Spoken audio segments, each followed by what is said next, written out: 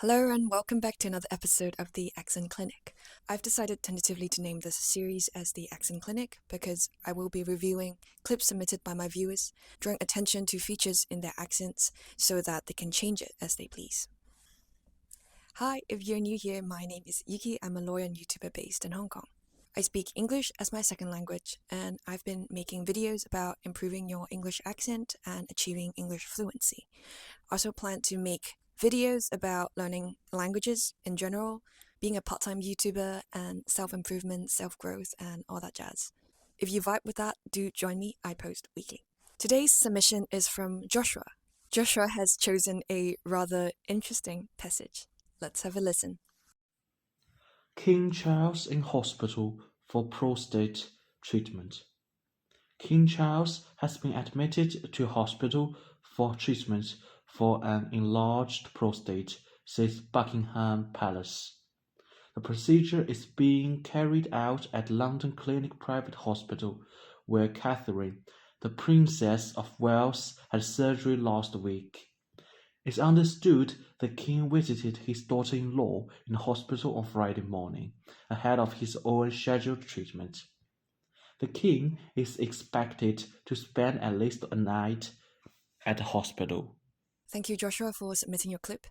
I find your accent, again, clear and easy to understand, so a round of applause. I get the feeling that you're going for a more British modern RP accent, and so I'm adopting a different approach in this video. I'll be giving you some suggestions to help you sound even more British.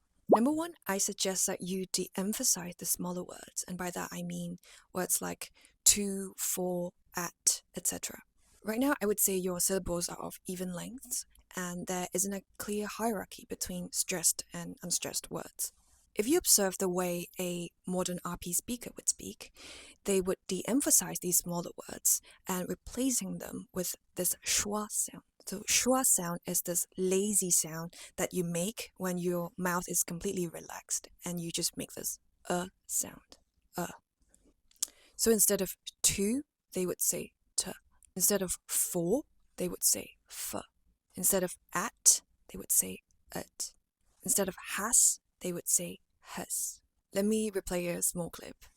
King Charles has been admitted to hospital for treatment for an enlarged prostate. You see how the small words are given just as much airtime as the more important words? So when you said admitted to hospital, the word to is given just as much emphasis as the word, say, admitted or hospital. Try this. Focus only on the green words, and for the other words, just try to sound as lazy and as light as possible. So this sentence would sound more like, King Charles has been admitted to hospital for treatment for an enlarged prostate. Number two, I suggest that you use more liaison. Liaison is where the ending consonant of the previous word would link with the vowel that comes after it. For example, for an would sound like foreign.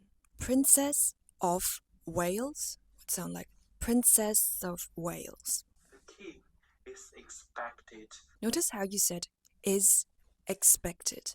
So after you've completed the z sound of is, you've reshaped your mouth to make the I sound of expected. So is expected. You did the same thing with at least a night.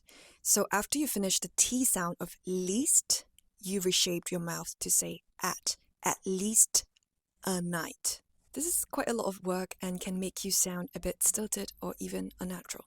So try this. Instead of saying is expected and at least a night, you can say the king is expected to spend at least a night at hospital. What this liaison does is that it helps your speech flows more easily and naturally. Number three, practice the L sound that comes after a vowel. I've spotted two instances where it can sound even more British if you practice this L sound. The first one is Charles, as in King Charles.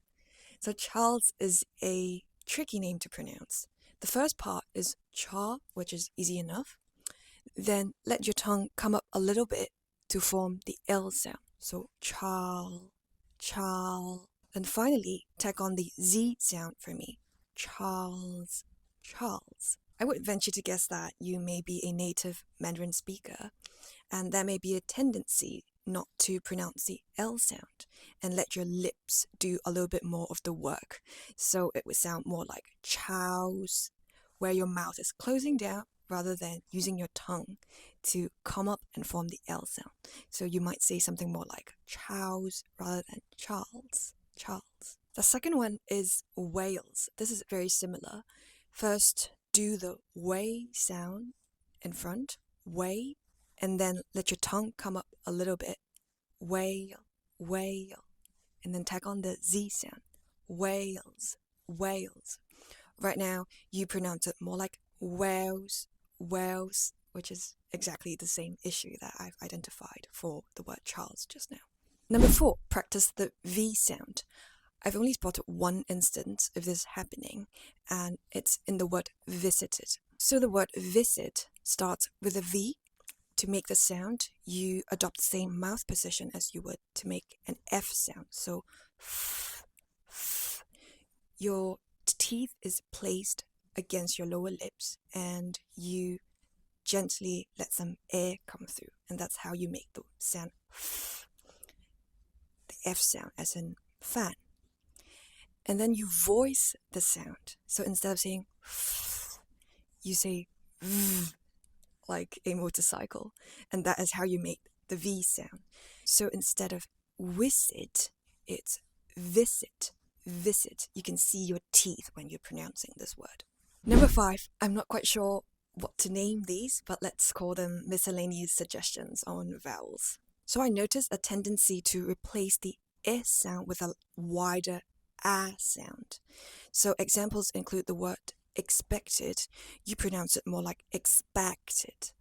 Try adjusting it to an E sound, so it sounds like expected rather than expected. Same goes with the word spend. So use an E sound, it would sound like spend rather than span. And again, same thing with the word ahead.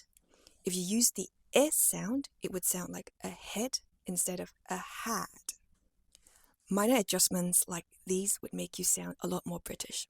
Another suggestion has to do with the word understood. So this sound features an sound, which is commonly confused with the longer vowel oo. Right now you pronounce it more like understood.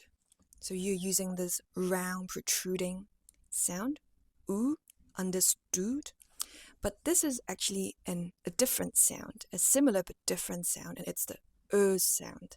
So if you use a modern RP pronunciation, it would sound more like understood, understood, instead of understood. I would say this is like a lazier version of like understood, understood. Thank you so much once again for submitting your clips, and I hope these tips help you get the accent of your dreams.